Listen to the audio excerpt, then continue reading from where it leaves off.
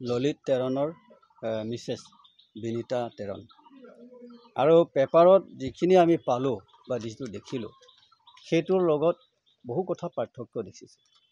এতিয়া কথা হ'ল আমি এই নগাঁও মৰিগাঁও তাৰপিছত আপোনাৰ ৰহা তাৰপিছত আপোনাৰ সেইটো কি কয় কি নাম কুঠুৰি এই বিভিন্ন ঘটনা এটা দেখিবলৈ পালোঁ।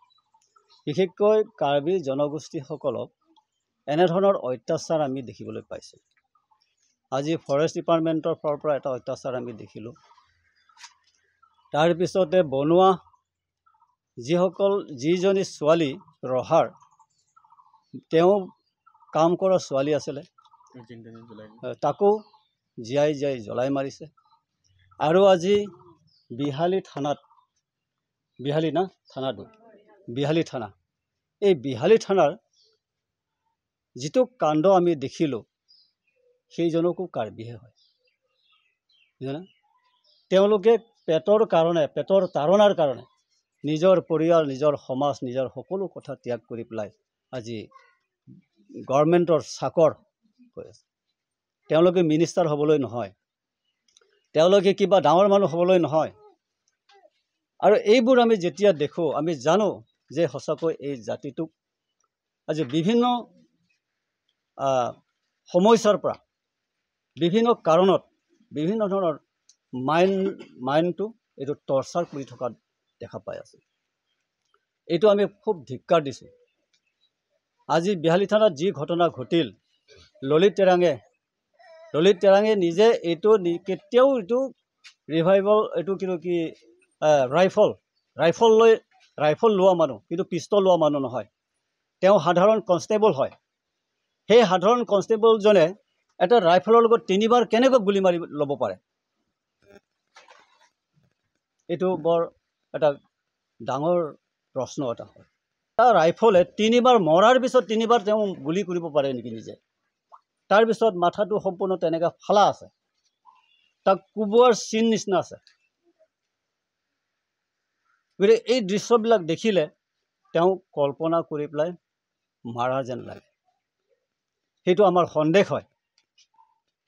আৰু জাতীয়ভাৱে সাংস্কৃতিকভাৱে আজি আমি সংবিধানৰ পৰা বহুত বঞ্চিত হ'ব লগা হৈছোঁ। আজি আমাৰ ইয়াত থকা যিমানখিনি কাৰ্বি আছে, কাৰ্বি আংলঙৰ বাহিৰে ডিমা হাছাওৰ বাহিৰে যিমানবিলাক কাৰ্বি আছে সেই সকলো কাৰ্বিবিলাক জেনেৰেল কৰি থৈছে। তেওঁ STৰ পৰা তাৰমানে ST হিলছৰ পৰা বঞ্চিত কৰি থৈছে। গতিকে এইটো তেওঁলোকে জানে যে কাৰ্বি জনগোষ্ঠীটোৱে এটা সময়ত তেওঁলোকৰ আচল অধিকাৰ তেওঁলোকে বিচাৰি পাব।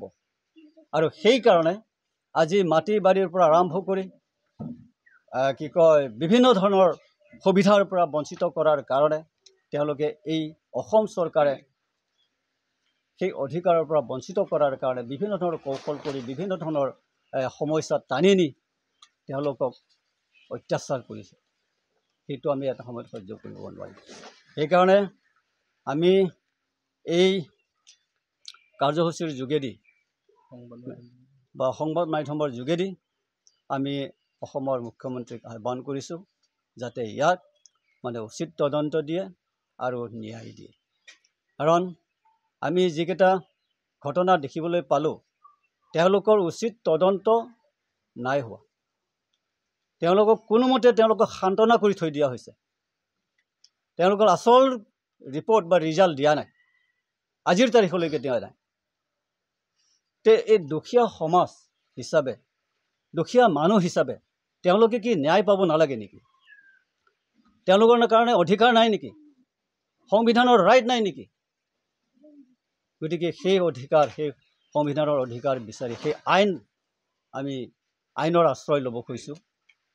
গতিকে যদি কৰ্তৃপক্ষই যদি ইয়াত উচিত তদন্ত নিদি তেখেতক আমাৰ বিনীতা তেৰণক উচিত ন্যায় নিদিলে আমি ভৱিষ্যতে আমি অন্য কথা চিন্তা কৰিবলৈ বাধ্য হ'ম।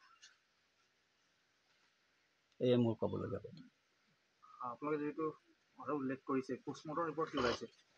এতিয়ালৈকে পোষ্টমৰ্টমৰ ৰিপৰ্ট নাই দিয়া। তেওঁলোকে 10 দিন 15 দিন সময় দিছে, কাৰণটো কি?